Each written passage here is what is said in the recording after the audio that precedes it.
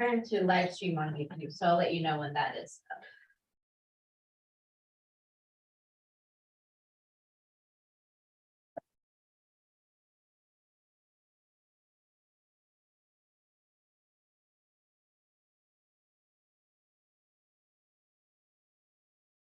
Okay, we're now live. Excellent.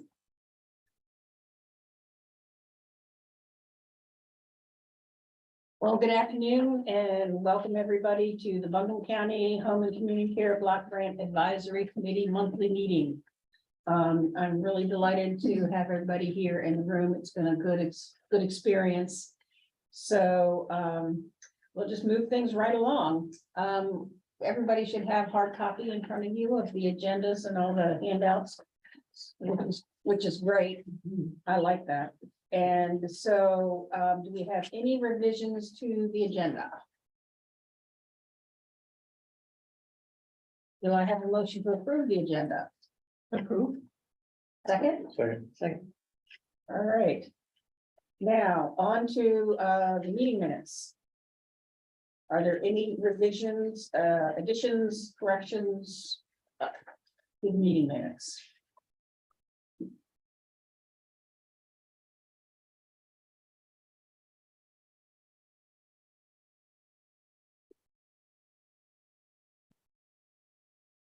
I don't hear anything, so do I have a motion to approve? So moved. Second. Excellent. Wonderful. And you have to thank Billy many times over for those meeting minutes. They're very helpful. So first on our agenda, the bylaws.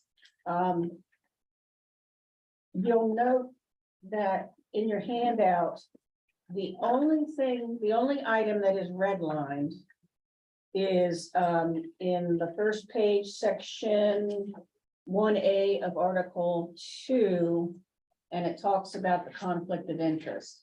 And we had a very good conversation last meeting about how this should be worded.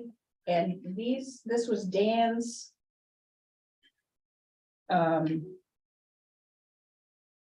suggestion.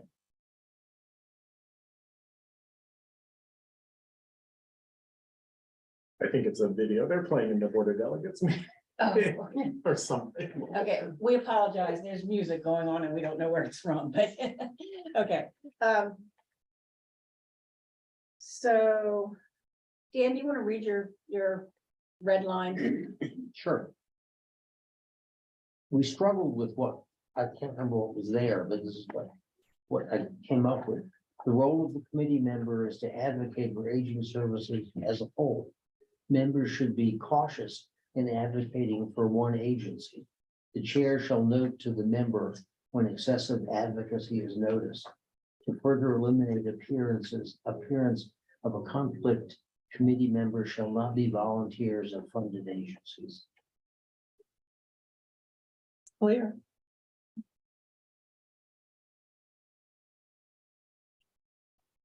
Eileen, you were pretty vocal about this section. Are you comfortable with that?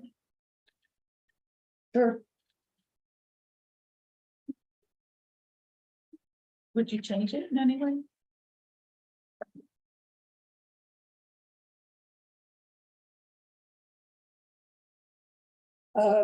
Well, if I still had my law license, I probably would. But I think it's adequate for what we're doing. A lot of conflict of interest provisions suggest that, you know, if somebody feels like they have a conflict, they tell everybody and discuss it and decide whether or not they should recuse themselves, which is another option. If you, I mean, another option would be to recuse yourself from voting if you felt like you had a conflict or somebody felt they had a conflict, but I think that's sort of problematic here because we're voting on things as a whole. And we vote on things one as a one, you know, and whatever agency you're talking about having a conflict with, is sort of included in that anyway, so, I mean, I'm fine with it So you're for our thinking, purposes. Yes. so what I think I'm hearing is that because we don't, like, vote individual on issues, but we do, when we do our allocations, Right, we, within ourselves, we read through the applications and make our recommendations. it actually wouldn't make a lot of sense to recuse yourself from voting on one particular agency. Because whether or not you vote on the other agencies also has an impact on whether or not, yeah. That agency is going to have more money or less money available to it, so. Yeah, but I mean, when I did bylaws, they were usually 23 pages long, so you probably. know. Okay. I apologize, I was not here for the discussion last week, but I just have a question about putting the chair in the position of calling out to a committee member if when they notice excessive advocacy, how is that supposed to happen? I mean, how are they supposed to notice it, for one thing? It sort of puts the chair in the position of being sort of a policeman. Or members report to the chair if they think something's going on. Mhm. I mean, you could, I'm sorry, what I said a little bit earlier, I mean, you could have a provision that said. If, you know, if a member does have a relationship with a funded agency. Of any kind. You know, it is up to them to disclose it to the group. And then you've got it on that person rather than, on the chair. How would a conflict most commonly manifest itself?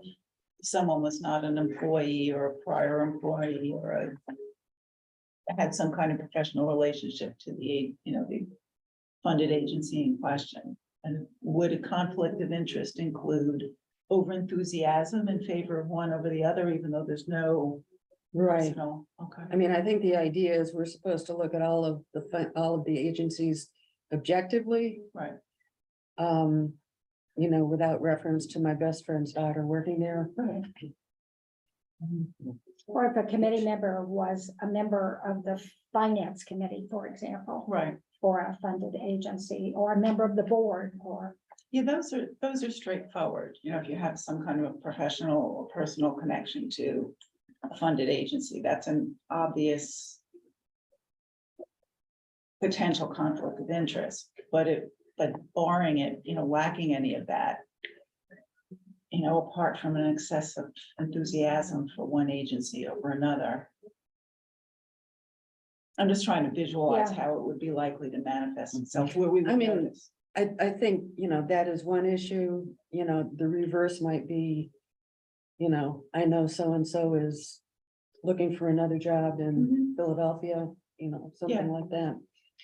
And that is also not relevant to what we're doing, so.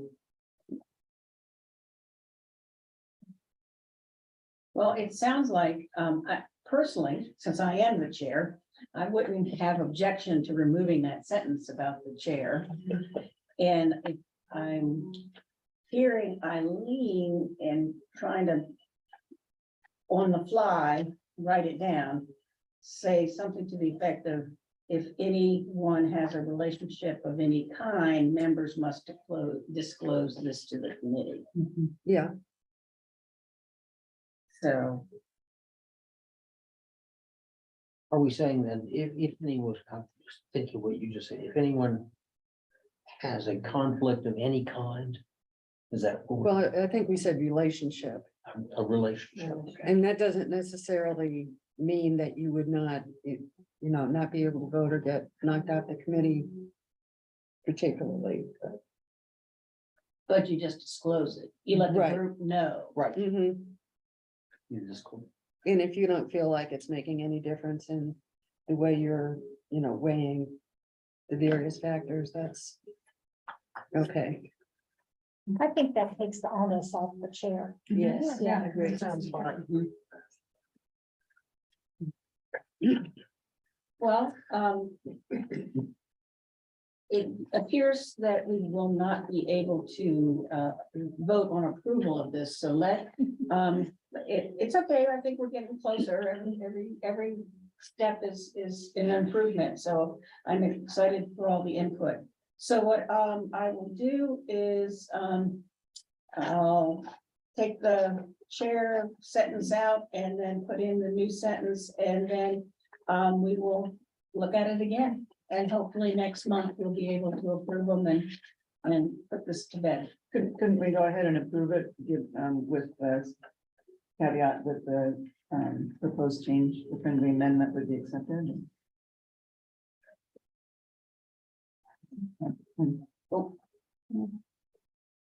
We probably could, but I'll be candid, I'd rather have it in writing, yeah. And I think we've been moving right along, okay. Unless anybody wants to disclose a relationship right now.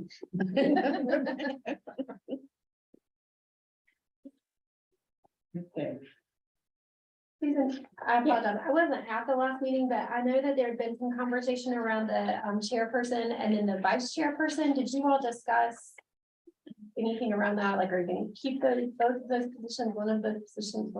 We're gonna keep both of those positions. I think what I said to the committee last time is I would continue through my next term, which Four times, I think. I think it was 4 times, yeah. Yes. So I will work through my next, which would put me through to the end of 2025. So over the convening months, if anyone would consider becoming the vice chair, please come forward, or even if you're thinking about it and don't really know, please bring it up to, within myself and then. I'm not gonna pressure anybody. This is not, I don't wanna pressure anybody. Because you either like doing this stuff and you're willing to commit to dealing with Jen and Billy. Have at it, but that's kind of where that went, Jen. So, we're gonna kick the can down the road until I'm done. Now, can you become the co-chair? The way it's written, it says 4, each one could be 4, so a person could be 8. I mean, is that the co-chair can become the chair? That would That be would be nice. possible. Okay. Yeah. Okay, that's what you're looking for. Okay. Yeah. So Jen, I'm gonna turn the next topic over to you, because you and I have had conversation about some of the expenditures from the grantees and how perhaps we can help them with their grant writing in terms of our instructions. Okay. Does that make any sense? Yeah, and I'll provide a little bit more so that it'll kind of tie into what we're talking about here. So I want to first say that what we're going to talk about today is really, it's because of something that like we as staff didn't really think about in relationship to the application. So this is not a reflection on any of our providers or any of the ways that they're currently invoicing. I think this is really just an oversight that we didn't have when we were thinking about the applications. So historically, whenever we've had pretty much the same providers year after year, and when they've produced their budgets, all of their costs have been in their unit rate, and then they bill a unit rate. So if you provide a service, you get a cost, and then you allocate that cost across your staff, your transportation, your paying your office, your electric bill, your whatever. As we're seeing new providers come in, that's not really clear in our application. And so we've had some providers who have kind of broken out the cost of their services, not unit based. So they may say like the cost of the actual item is $5, let's say, but then they give us also a bill for the $5 of the service, $100 for the staff time, and $50 for the rental of the space. Really, that needs to just be factored into their unit rate. It also, I think, allows for us to ensure that people are not billing without a service going to a client, because under the current scenario, you can just bill for your office space, you can bill for your staff time, you can bill for anything and never actually provide a service to a client. If we tie it to a unit, then your unit of service is what you get, and then you allocate that out across whatever your cost of your agency is that you need. So that's what we would be recommending as a change to the application. You don't have the language right in front of you, but I looked at it a little bit more today. And I really only see it impactful in one area, which is performance measures, which you all do have that application, this past year's application in front of you. So it's performance measures. It's the first question about defining the unit of service that you use for billing. Excuse me, Jen, what page is that? That's page 4 Oh, thank you. at the bottom. And what I would be asking is just that we add underneath the bolded that's in blue, define the unit of service that you are billing, keep the parentheses, and under that, we would say unit of service should include all of the costs to run the program, i.e. the unit rate should include staff time, any administrative cost, etc., and all expenses should roll into your overall unit rate. And then we keep the sentence that's there, that's the next sentence, if the service is something other than unit-based, because some of our services are things other than unit-based, and they just need to describe out what that's gonna be. But if it's a unit-based service, they need to have all of that included in the unit-based cost, and then we just, when they bill us, when they invoice, it's their unit cost. So unit cost would be dependent on how many units you've provided, you know, if you're gonna.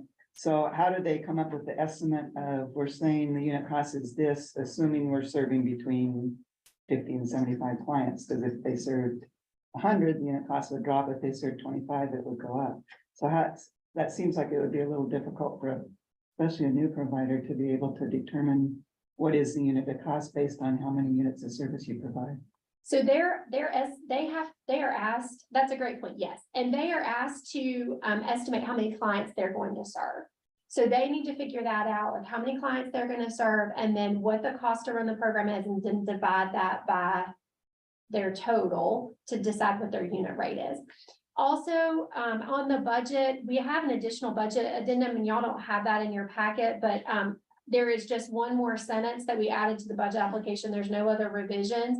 And it's just what you're talking about. How do you get to this unit rate? So the sentence that I've added at the bottom says, if unit based, your total budget listed should be divided by the units planned to serve to come up with your unit rate.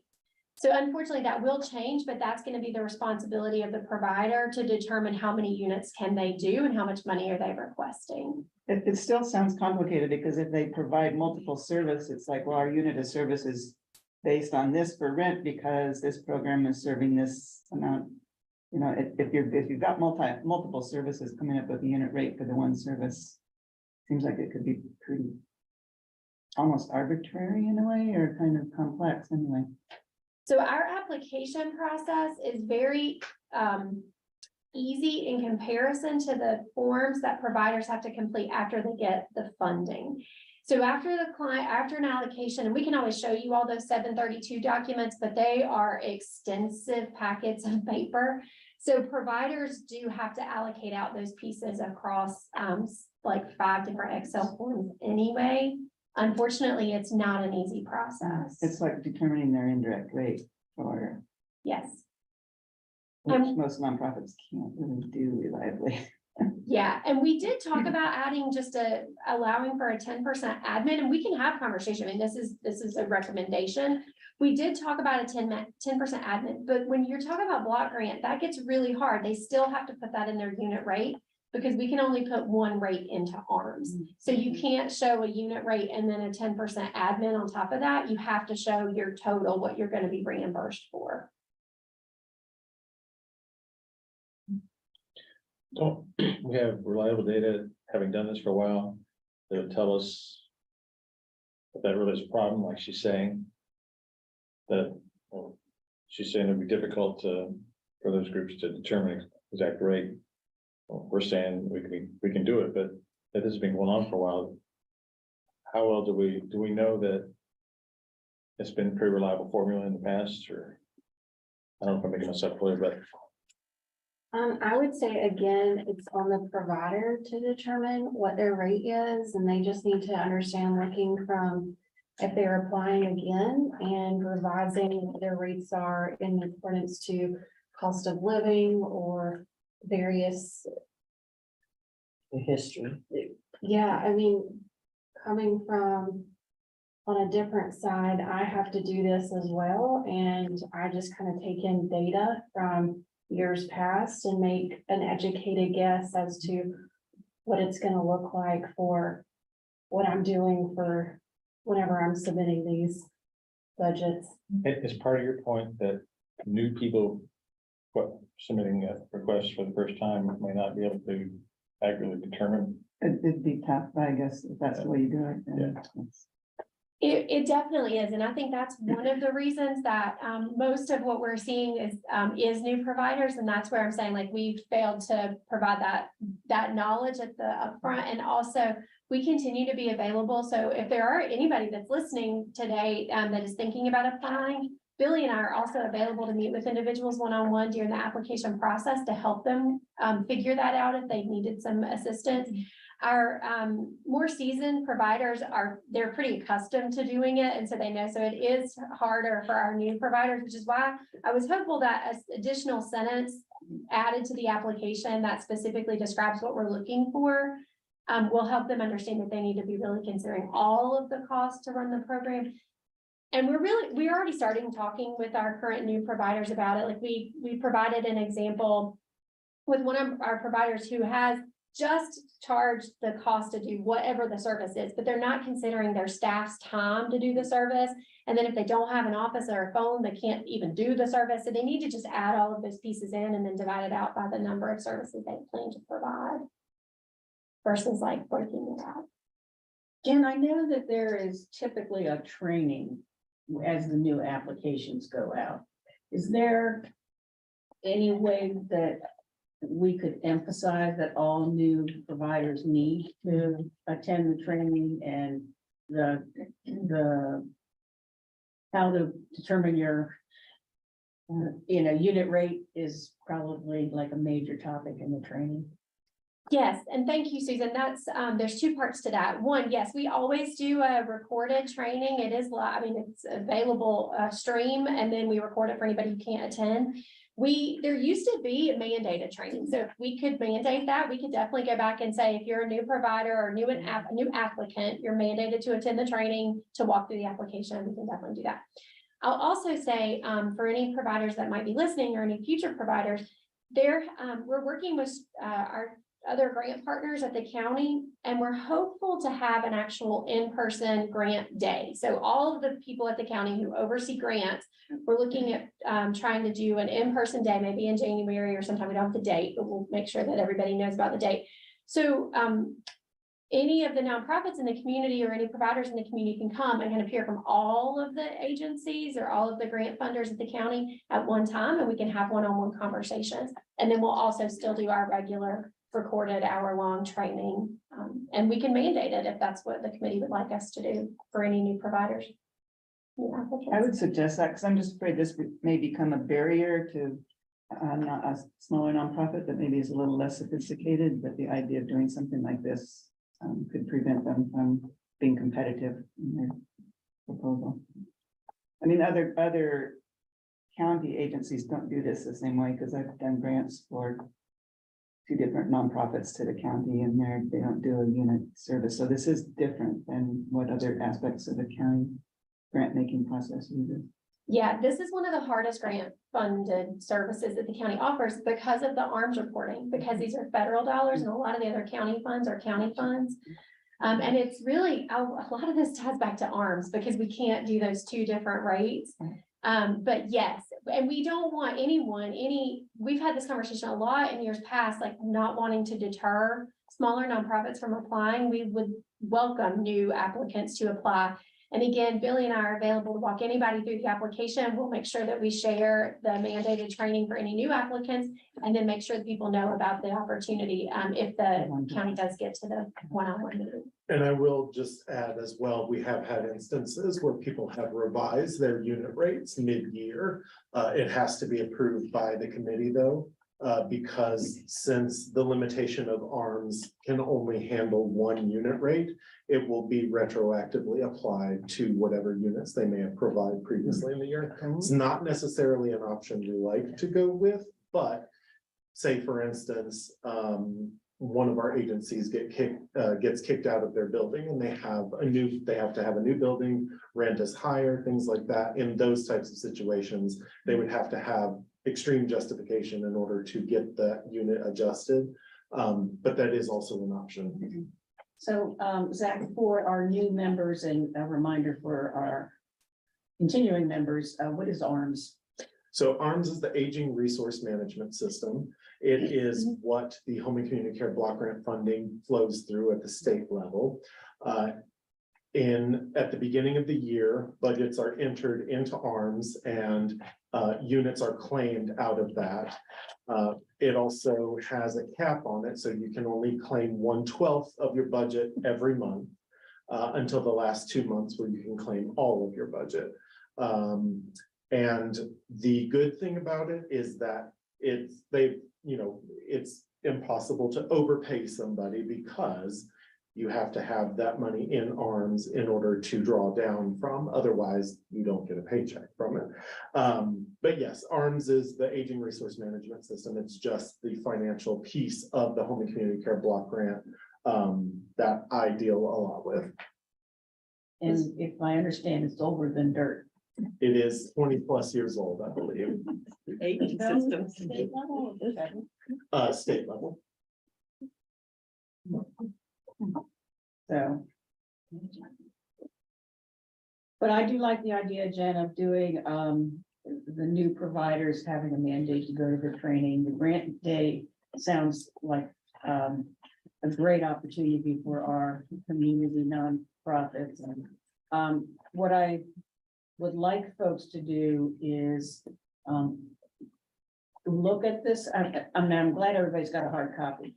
So look at it and see if there's any other changes. I think might be there's links in here that we need to make sure work and are appropriate. And if you, Jen, you want to send out, like Dan did, the new wording. And we can continue this conversation because the grant needs to be finalized December. That's my recollection. Yes, so that's not really on our agenda, but if you all don't mind to decide, what date you would like this application to go live. We've typically gone live the middle of January, like the 15th, 16th timeframe. We could go live as early as you all want. Once you approve the application, probably no earlier than January 1st, but then allow us to in the application timeframe a little earlier too. We've typically opened it the middle of January and closed it at the end of February. We could always open it the 1st of January and close it the middle of February, giving you more time. Decisions, recommendations from this committee have to go to commissioners by the last Friday of April. Okay, I'm sorry. That was a lot of dates. Yeah, there's a lot of dates. So on page 2 of the application, you will see at the bottom in the bolded. So what Jen is saying here is this is when must they be submitted? And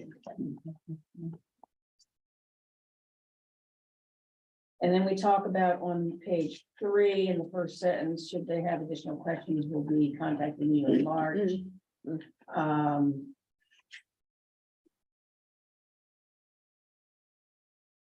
And then the final recommendations, and this is kind of for folks who have been through this cycle more than once, the final recommendations going to the commissioners is always before we know the true amount of money that we're going to have. So that was the 2nd meeting in April, Jen? It's the last Friday that we have to have it to, so this year it'll be April 26th, 2024. I have to have them to the finance office of Buncombe County. It's actual document. And just the right to the, I can see that says. That's last year. Okay, So, yeah, so in addition to the wording, the 24 should turn to 25 on the top of page 1. Mhm. So that'll be like the first update. I have a question about the grant. This is kind of part policy and part grant application, so this may or may not be the time to bring it up. But is it okay to do that now? Okay. I noticed there's an addendum, for example, for the in-home aid, and in-home health aid. But my question has to do with transportation, that we're talking coordination in here about the importance of funded services kind of working together and working together with other organizations in the community. And just to be specific, to give a specific example, Mountain Care, for example, people can't participate unless there's transportation to get them to and from. We fund them. We also fund Mountain Mobility that provides transportation, but my understanding from the time that Elizabeth talked with the group, Mountain Mobility won't do subscription services. So in other words, their services are not valued, they're not serving Mountain Care because they won't set up a specific appointment to say, you know, Tuesdays and Thursdays will provide services for you to. So I'm wondering if it's possible to say in the addendum for transportation, since we're providing funding to them, and it's not all of their funding, but it's part of it, to be able to say, you know, a minimum of 50% of your funding needs to go for subscription services to help provide transportation to other funded services that are part of this process. Okay, first off, I appreciate your point. I don't understand what subscriptions. So I think it's like, right now, they won't make appointments, for example. They won't say, I want to go to adult daycare and I need someone to pick me up every Tuesday and Thursday. They won't let you make that kind of a reservation. It has to be on a first, you know, call in and They won't guarantee. they won't guarantee that Tuesdays and Thursdays will pick you up at 8 o'clock and take you home at 4 o'clock. Oh, And to okay. me, it makes sense if they're both our funded services, that now Mountain Care is having to find some other provider instead of being able to use a provider that we already provide funding to. It seems inefficient. So, I want to say, it's not that they won't, it's that they don't have the ability to, that due to capacity to continue to expand at the present. And Mountain Mobility is a county agency, so I want to also just make sure everybody's aware of that. I mean, Mountain Mobility is a contracted agency, but Mountain Mobility is the contracted partner for the county, so the county is the responsible entity for transportation. There, as you all may recall, whenever Mountain Mobility came and Matt Cable came and gave us a presentation, yes, the trips for Mountain Care have been reduced. About 50% is what their goal is by the end of this year to get back what it was pre-COVID. We could add additional questions to this application. One of the things this committee also needs to decide is, does Mountain Mobility have to apply this year? They have not had to apply the last 2 years because they are a county agency. They have already done the RFP process to be the county's transportation provider. Like Matt does a significant search for a provider. So does this committee want to require them to apply again? That's another piece. If we want them to apply again, is there an addendum like there is for in-home aid, Cindy, to your point? And how much of that does this committee want to try to regulate how Mountain Mobility is spending those funds? Because if this becomes the requirement, that means clients going to doctor's appointments are going to be reduced. Clients going to congregate nutrition are going to be reduced. Like, it's an impact. It's not that they don't want to, it's a capacity issue. So those are just some comments that I would put out there. Are they on like a 1-year contract or how does that work? Through the county. Yeah. Matt does an RFP, whatever the requirement for transportation is. And Matt came, we've got that presentation. We can definitely send it out again. And we have him on the list to come back again in 6 months to do another presentation. I can find out. I don't know exactly what the requirement is, but whatever the requirement is for transportation. The county also has a requirement that we RFP things every, over, I think it's $40,000. And I think it's about a $1.5 million contract. So my guess is it's RFP every. I would say we would want them to, and that we would want to be able to regulate in part how they spend the funding that comes from this committee, because if they're not kind of collaborating and prioritizing a service, I mean, adult daycare, I think most people would agree is a very high need service. And if they don't, I don't know, I think we should. I think it makes sense in terms of efficiency of funds to say, if that means fewer people served by congregate dining, to me, I would say that's fine, because adult daycare would be more essential than congregate dining, because you also have a home delivered meal option, but I don't know, that's just, I'm kind of muddying the waters here, sorry to bring it up, but I think it just seems like this is a time we would need to do it if we want to tie it to the funding that we provide to them. But I'd add your point in terms of capacity, that if it's a really interesting question to think about, is that a role that we should have? Is saying, okay, you're gonna do this, which means you're gonna do less of something else. You know, how do we prioritize which are the most valuable services and whoever, so I think it's worthy of more conversation. The only additional comment I would make is like, just as the example of congregate nutrition, like everything starts to kind of add to something else. Technically, if you can go to congregate nutrition, you probably shouldn't be on Meals. So then you're not going to be eligible for home delivered meals. So the cycle does start when you start looking at the policy requirements of each of the programs. Plus, it's my understanding, I believe Meals on Wheels actually has a wait list. So there's just like an impact for any of the steps that we, as a committee, decide to take. I'm gonna add anything. Oh, I was going to say, to Dan's, point about what are the needed services. In Henderson County, they had, the Henderson County Aging Coalition, they did a survey.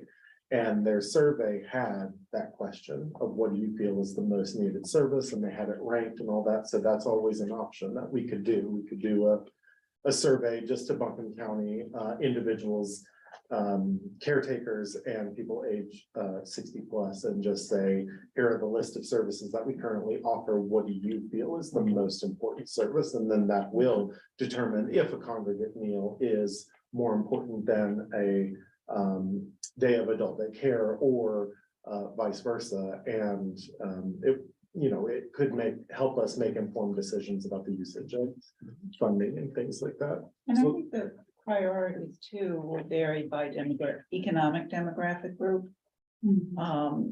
People with a little bit of financial wiggle room have more options. Right. People who have no financial wiggle room have none.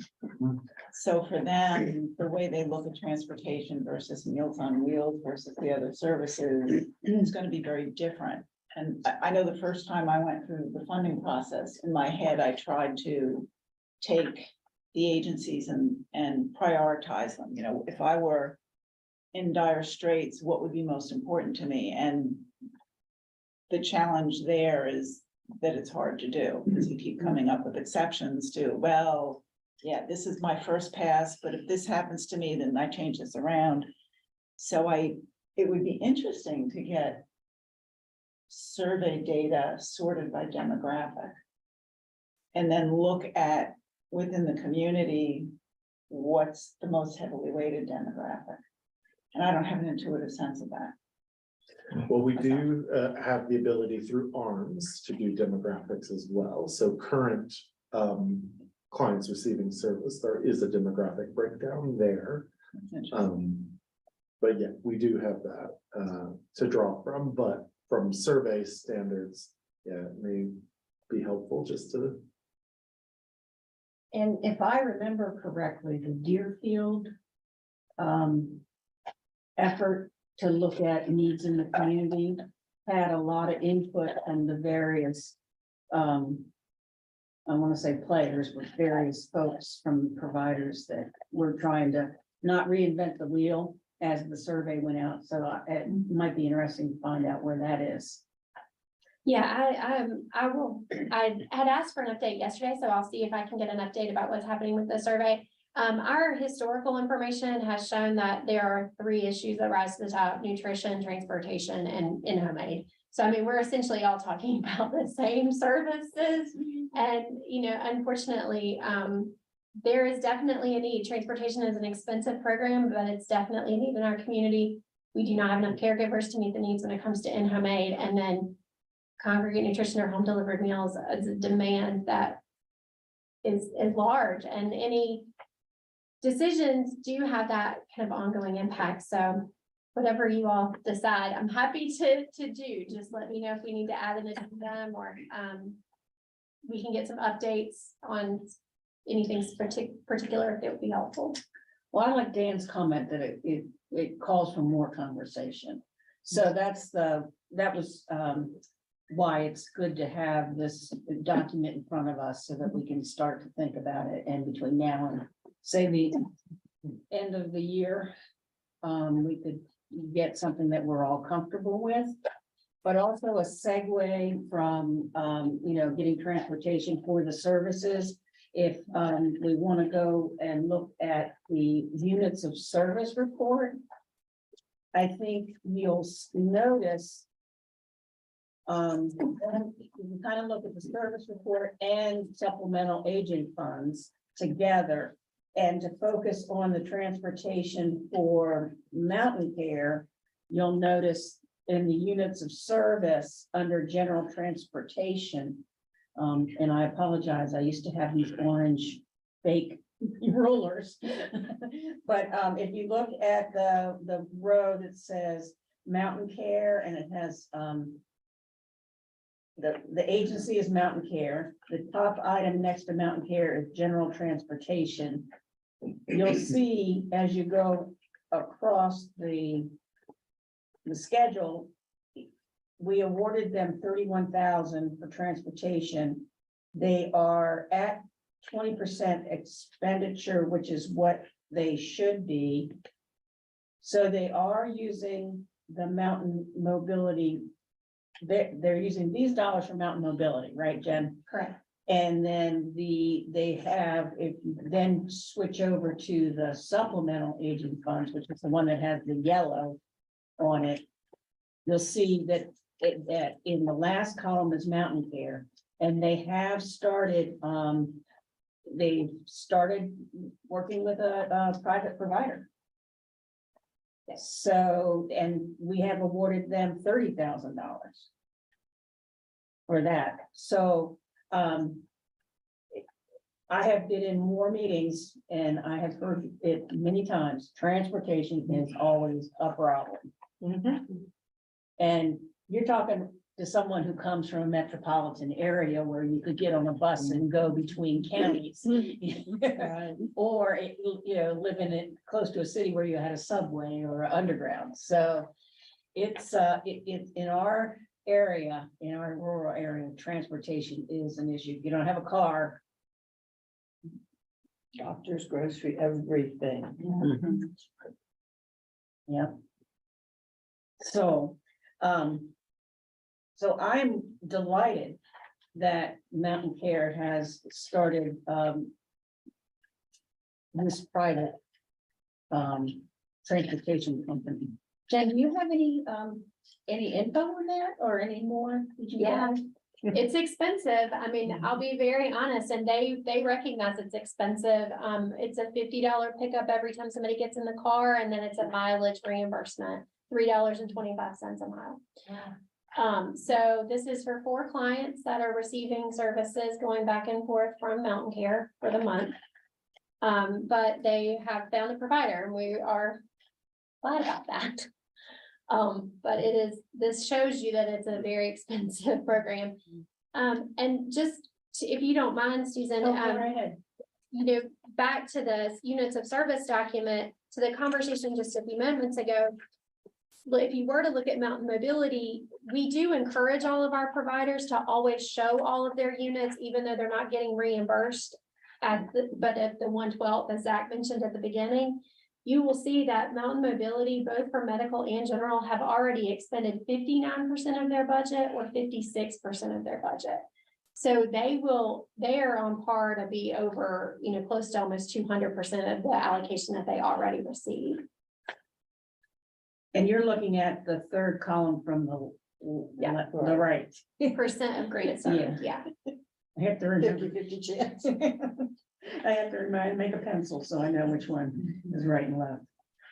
Are we saying they can only have billed 25% of their allocation, even though they provided more, so they just keep until they get caught up? Yes, it's an incentive to provide services throughout the year. So say, for instance,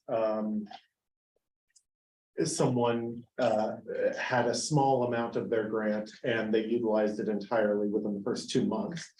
The rest of the year would have been without any funding at all. So that's, 8 months or so that no one would have had services. So this is just a way, an incentive to make sure that services are spread out through the entirety of the fiscal year. Then does that mean that a few people each month don't get served because? One of the benefits of Mountain Mobility is they continue to serve even when they do not have additional monies from this committee.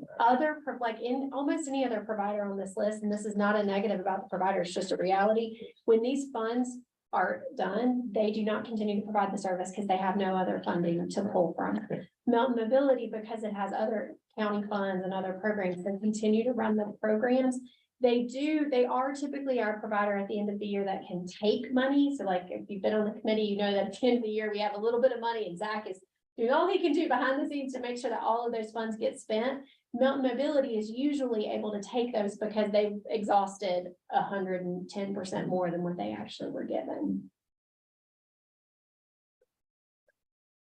The paratransit have worked in that world for a while, and they do have this interesting and complex flow of state money, federal money, and money of this sort. And I never understood that, but I watched it, and nodded my head. An appreciation.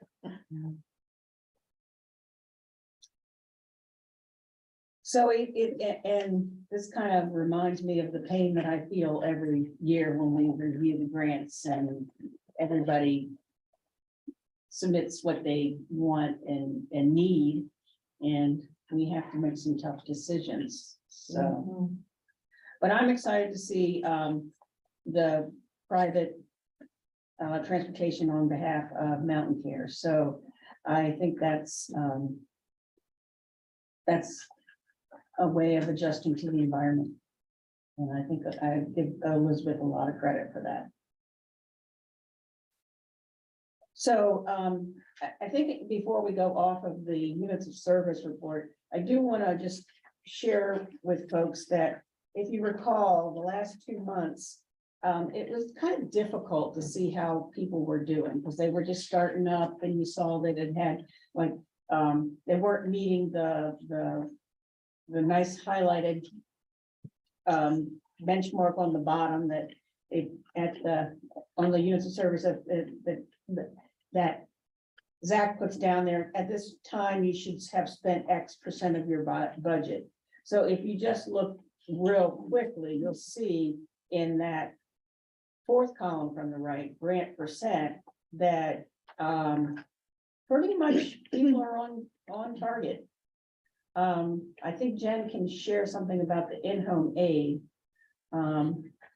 But people are spending money and hopefully people getting service.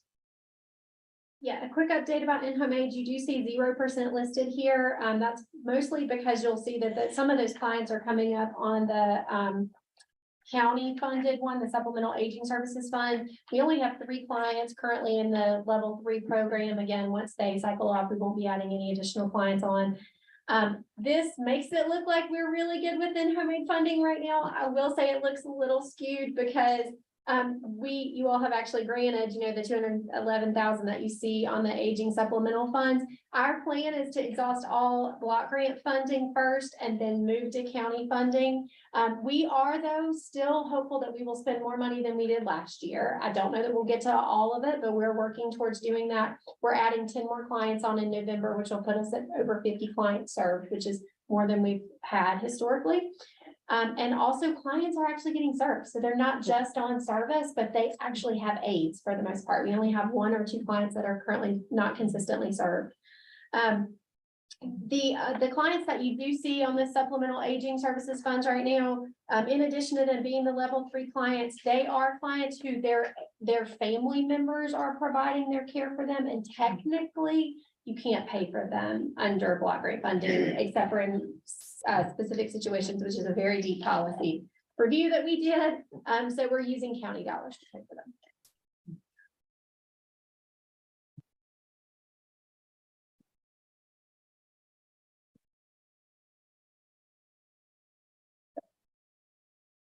A lot of numbers, a lot of columns and rows. Columns and rows.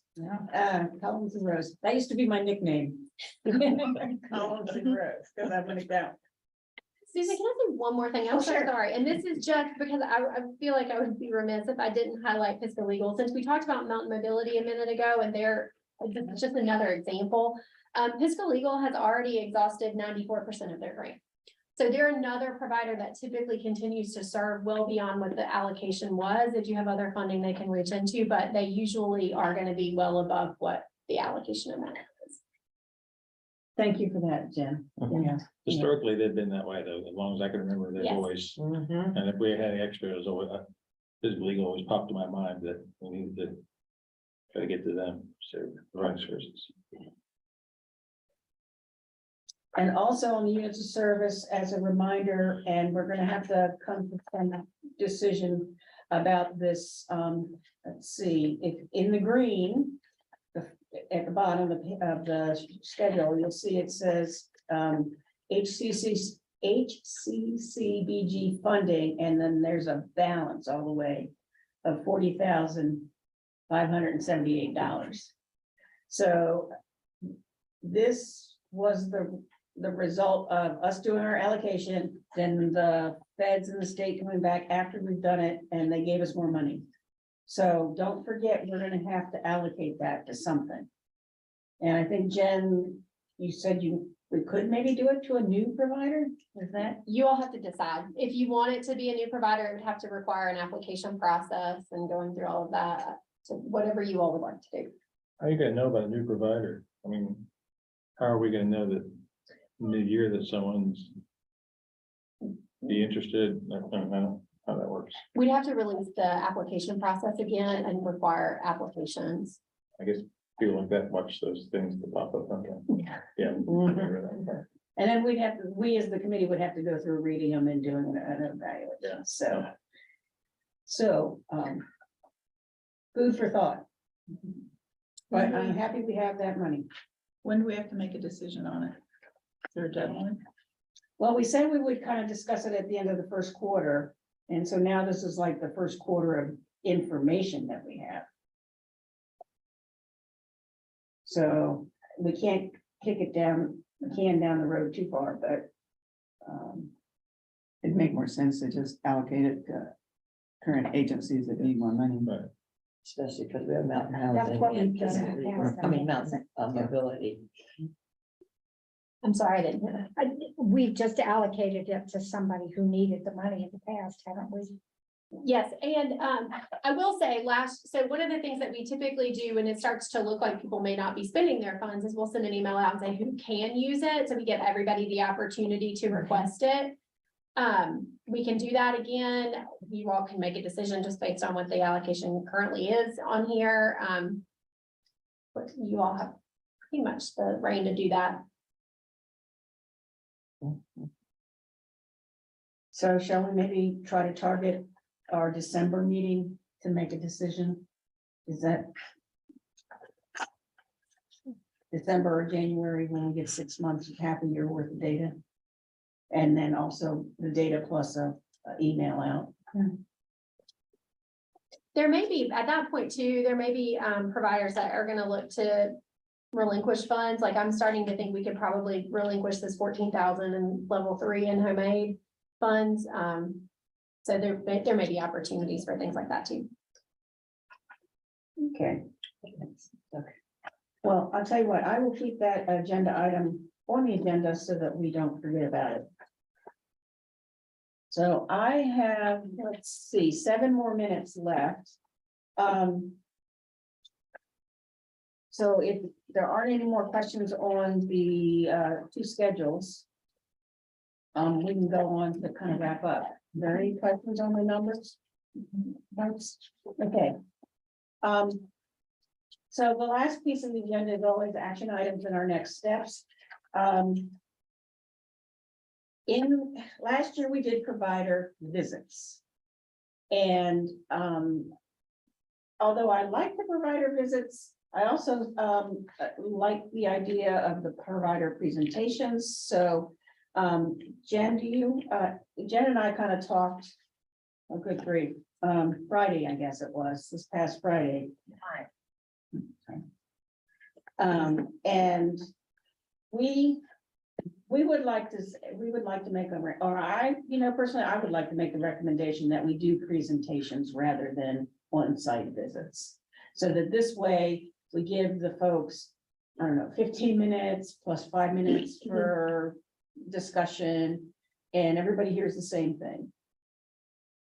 So I think, Jen, didn't you give me, here we go. I did, we just did this though, so I apologize, and I've got a couple copies, we can pass them around, you all can look at the list, but this was just a breakdown of what our recommendations were for, who would present at what point, and I can send this out in an email too, so you all have it, What's your criteria? everybody. Everybody, we just randomly selected 2 per each meeting. There you go.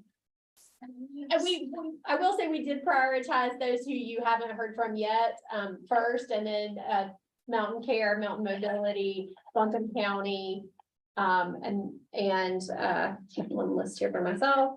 And Council on Aging to be at the end, since you've heard from all of those providers.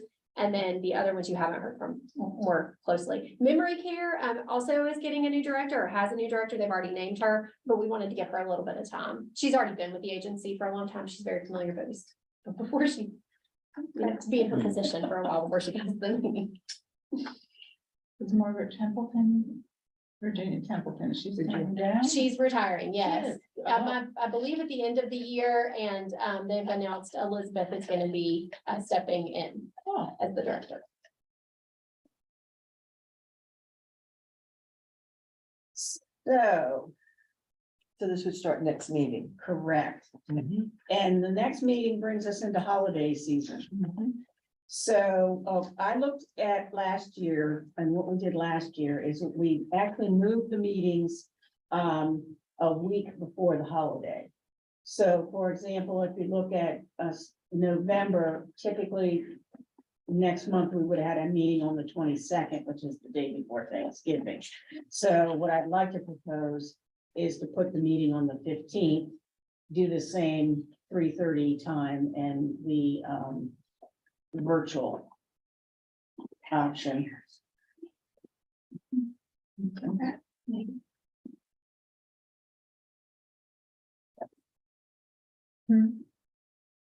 That makes sense. Okay. You want December would be on the 20th? No, we'll be on the 15th. yes. Oh, no, wait a minute, no, November, let's focus on November. December, I guess. Yes, it is.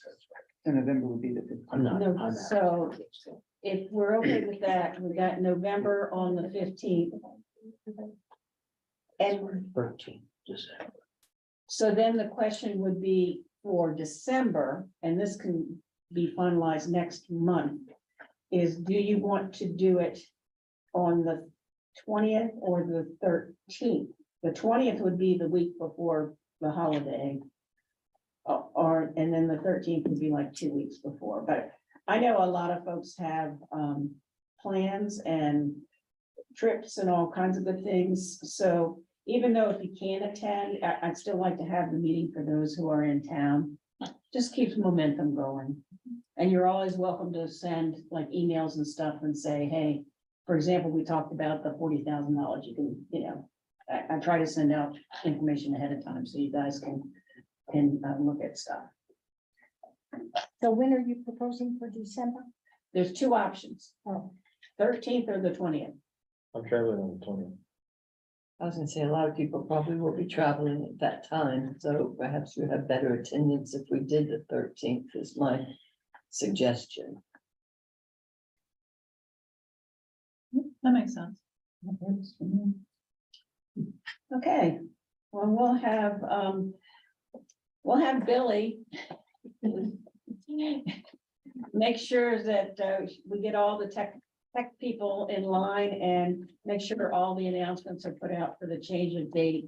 We'll go back to the 3:30 time so that we'll keep consistent. Bless you. We don't get lunch each month now? That's the day. Talk to you.